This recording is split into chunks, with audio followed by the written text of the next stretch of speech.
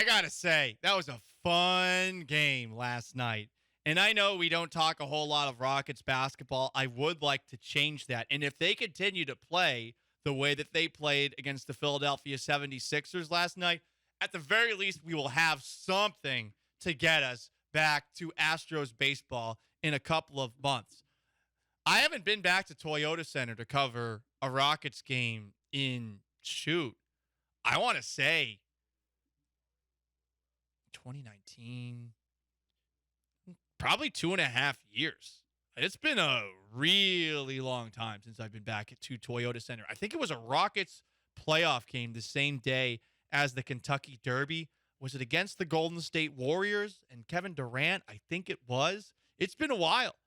So went back, and I'm not expecting much.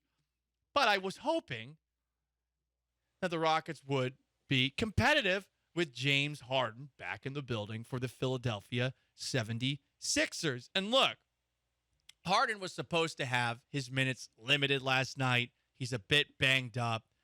But, oh boy, he was limited.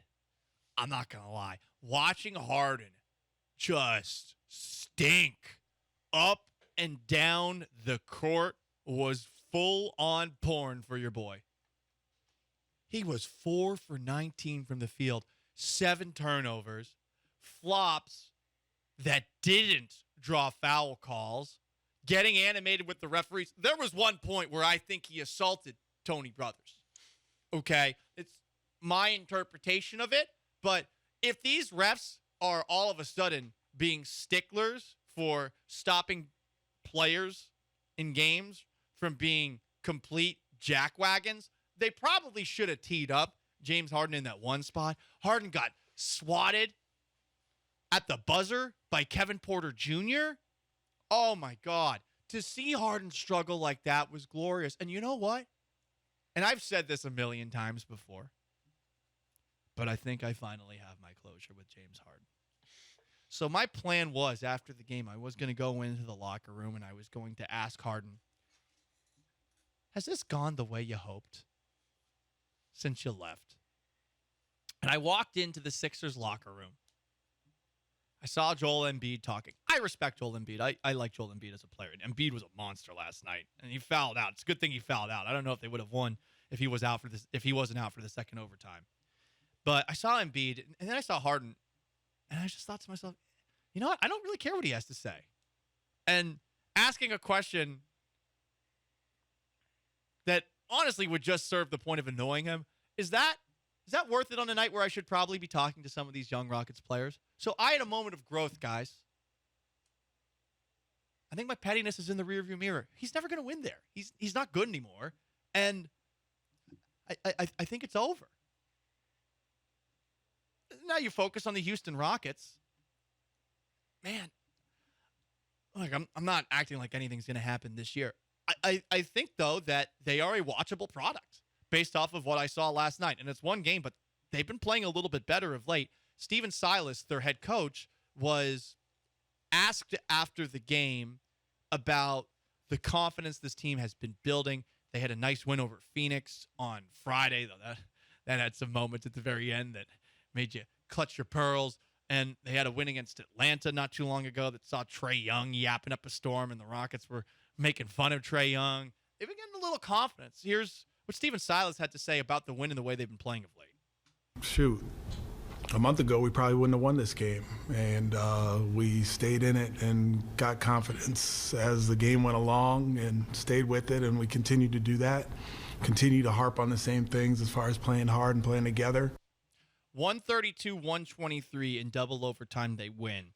You could tell after the game, Jalen Green, Kevin Porter Jr. were gassed. Both of them told us that this is like the longest game that they've ever played in. And they played the majority of it, 44 minutes apiece. There's a lot of warts for this team. They need a ball handler in the worst way. Careless turnovers. You do see the occasional body language antics, specifically from Alperen Şengün. That guy is constantly whining up and down the court. But he did play well, especially considering he was going up against Joel Embiid. He had a couple of clutch offensive rebounds. Kevin Porter Jr. had a couple of moments, too, where he injured his leg. He was limping around. It seemed like he was embellishing it. He got hit in the face. Same thing. But I felt like he shook those moments off. And the two of them, it's working. It's watchable. It's not ideal. That's for damn sure. And there are some dumb moments, dumb passes. You had Sean Mapes. I know what your reaction was and that the broadcast reaction was. They get a breakaway steal from James Harden to ice the game with like a thunderous dunk. And you're hoping you're going to see it. And then all of a sudden, they decide, you know what? I could just dunk this. Jalen Green's inner monologue. But how about I throw this up for an alley-oop? And it was just an absolute catastrophe of a play. Yeah, he tosses it like just behind him. There's no one between him and the basket. He jumps up, tosses it behind him. And the problem is that between him and KJ Martin, there was, I forgot if it was Shake Melton or DeAnthony Melton. That was kicking my ass all night. Yeah. They have a Milton and a Melton. One of them tipped it, and I was saying on the broadcast, Ackerman and Ryan Hollins, you would thought that like a baby was running around with scissors. The way that they reacted, they're like, "Oh my God, no, Jalen, don't do that." But I'm glad that they did say that, and I do hope that they learn from that because these are all children. Like they are deer straight out the womb, a bunch of Bambis out there, and I will give them credit, though. As on the Twitch, it was said, Kevin Porter Jr., yeah, he looks better. I was willing to give him a fresh start after the comments that I heard from him this offseason. You'll believe it when you see it, but I do think I'm seeing a player who is growing up a little bit. I still think that contract's a little crazy just considering his past, but maybe he has finally figured it all out. I will say one thing. I don't want to see Knicks on the court ever again. That guy's terrible. Not a big Deshaun Knicks He guy? is awful. I was sitting next to a couple other people on press row, and they were all like, "Oh my God, Knicks! Oh my God, Knicks!" Yeah, he is bad. That is the one guy on this team that I'm like, okay, I have no patience for you. Tariq Eason, yeah. Kevin It's Martin Kari. Jr. Even though it's my bad. Kevin Martin Jr. It's Kenyon Martin. My bad. Hang on. I'm still trying to figure out all the names, okay? This is my first game back. Shut up, Sean. But you're right. I'd like to see those guys more, even if Kenyon Martin Jr. is requesting a trade during the offseason. I don't know if he ever rescinded that. I don't know if it's still out there. If Raphael Stone just forgot. You know why I'm thinking of, too, Kevin Martin Jr.? Because he was a Rocket legend. Don't say that.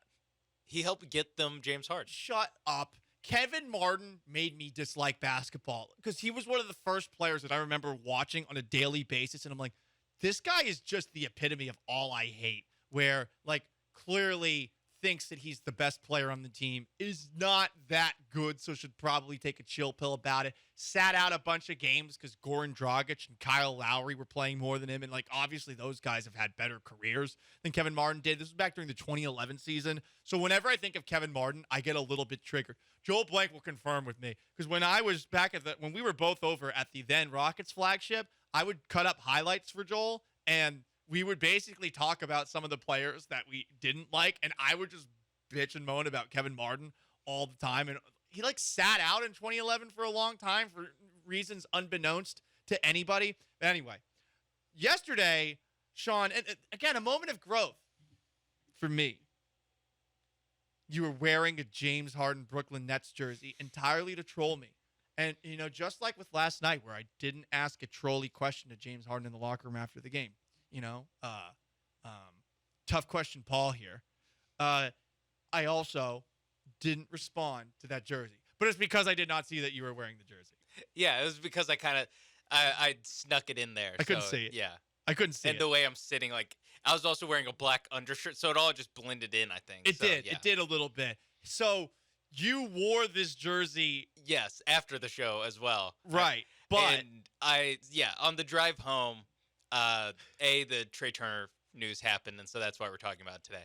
And then we also, I was driving, I went to pick up Chipotle, and as I was pulled in, I parked, and then I looked down to get my phone between my legs or something, and I saw that I was still wearing the James Harden jersey, And I I thought about it. I was like, you know what? I'm just gonna take this off.